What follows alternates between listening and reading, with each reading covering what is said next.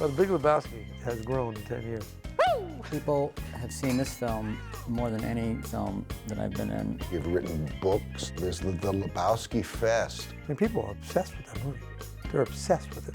What the hell is it? What attracts people to it? It hits something in the young people. Let's roll, please. Rolling. Mark. Action. I mean, it's gigantic.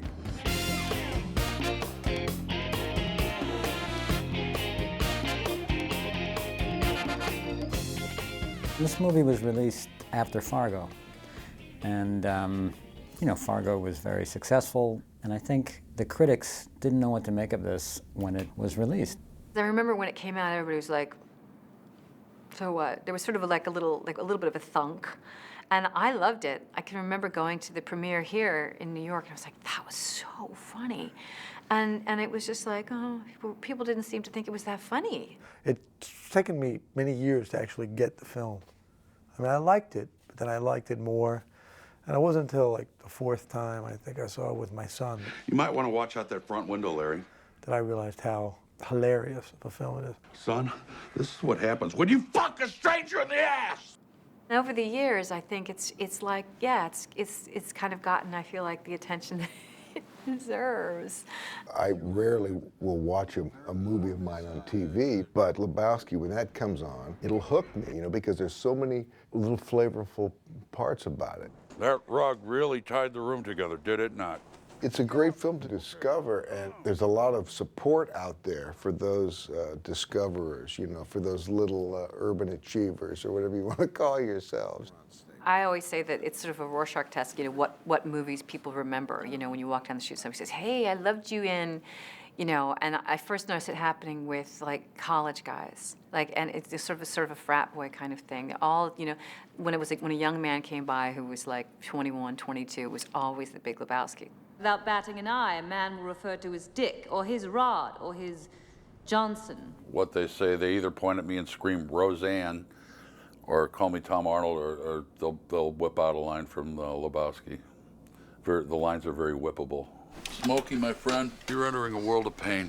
Every time John says, shut the fuck up, Donnie, you know, I mean, I just love that. Shut the fuck up, Donnie. Shut the fuck up, Donnie. That's a big one. Donnie, you're out of your element. Dude, the Chinaman is not the issue here. One of my favorite images in the film is when John Turturro was cleaning his bowling ball. It's like semi-obscene, and I don't even know why. I get mail from all kinds of people, and I get all kinds of weird sex mail from women and men. This is it. Let's take that hill. Good float that when we hit 15 mph, I'm rolling out. And he has a Uzi wrapped up in paper. It naturally destroys the car. Hey, careful, man. There's a beverage here, huh? I mean, just for my own work, I got a beverage here, you know, I get stuck into the limo there, and when I'm trying to describe, the new shit has come to light, you know? I mean, it might not be just such a simple, you know? I tried to be very faithful to the script. You know, I didn't want to add any extra mans or any extra fucks or, you know, even the ellipses that the guys put in there. You know, I wanted to put the pauses where those were. In the Coen Brothers movie, the language is always so wonderful, so rich. Their language is so specific that you would do something, and then Ethan Joel will say, okay, now do it again, but leave out these two words. So you just kind of change the cadence of the sentence would be changed. They did a great job in creating the rhythm of the dialogue. Saturday, Donnie, is Shabbos, the Jewish day of rest. That means I don't work. I don't drive a car. I don't fucking ride in a car. I don't handle money. I don't turn on the oven. And I sure as shit don't fucking roll! It's very kind of old movie style. People have to kind of rattle off all this exposition and do it kind of quickly and with a certain amount of humor and style. We got that, I think, during the rehearsal. We just got used to each other's rhythms. We all know who is at fault here, so what the fuck are you talking about? Huh? People always ask me if it was improvised. No, God, no. But it was the pauses, there's, you know, a line, ... And so sometimes to discover the truth of the scene, we would improvise, you know, during rehearsal to kind of figure out, put it in your own words, but I tried to always go back to, you know, the script. 6 Baker, take 2, Mark. And action. to have a mind behind your character like Joel and Ethan, it's a wonderful gift. You know, I have a brother who I love very much, and we had a good time working together. But to imagine directing a film with Bo, my brother, would be very tough, because we were all, we have very strong opinions, and, we approach things in slightly different ways. And I asked, Joel, I said, how did you guys do it? He says, well, in the writing of it, they've been working on this, and they've honed, and they've had all their, discussions and arguments if they had any, and that kind of thing to work it all out prior. So when they came to the directing part, it was all pretty much in place, and they were just kind of open to see what else anybody else had to say. All right, see how that feels. They know who they want to work with. They know exactly what they want to do, and it makes for a very wonderful atmosphere. I think that was the thing that I found really amazing. That they seemed to be in complete harmony, in accord, always, and that sometimes Joel would talk to you, and sometimes Ethan would talk to you. And I thought, well, they'll come up together, or there'll be some discussion, but it just doesn't work that way. One will talk, and then the other one will talk, and they seem to be on the same page. The big disagreement that I can remember between the two was in the dream sequence, when my head is about to hit the bowling balls.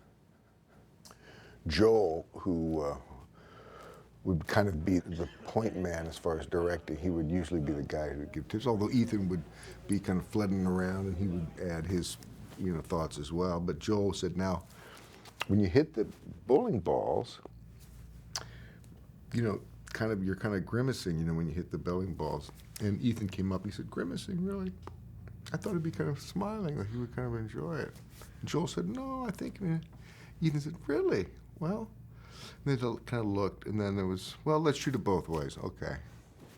And that's basically the biggest disagreement that ever happened. It's actually interesting the way they do things, because it's a mom and pop candy store. It's one-stop shopping. And they're involved with every little thing, and everything counts. Their specificity of vision, the way they shoot, the way production design is, the script. Steve picks some blanket. Their shots, everything is so deliberate. They're very specific about the things they talk about, like an iron lung or a Ziploc bag with somebody's homework. These things are so almost iconic, but they're just very simple things used for very strange ways. In an odd sort of way, you're just incredibly relaxed because everything's taken care of all the time.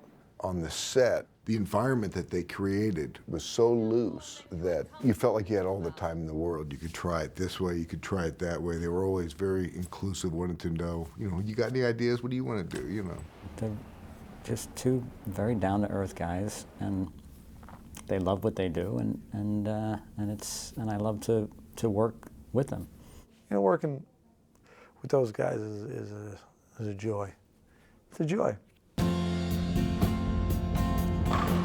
When I watch The Big Lebowski, I love the story and all the characters, but for me, it's very kind of hard to separate it from my own life. There's a bit of a home movie aspect to it, when I watch it, because I remember what we had for lunch that day, or what the other takes were. I mean, the whole movie was just easy to do.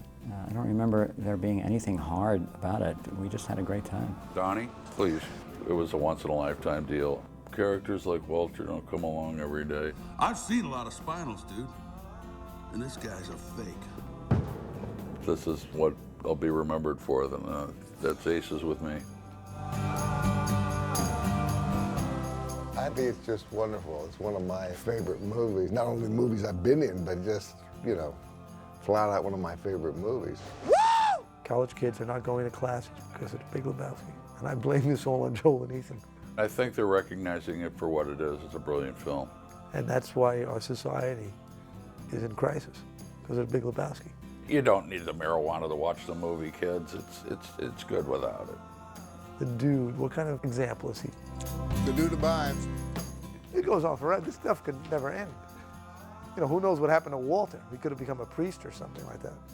Maybe there'll be a Lebowski Jr., because he's 10 years old now. I wonder where that dude is today. He must be about 10 years old now, I wonder what he's doing. Probably selling pot to all his friends. I don't know.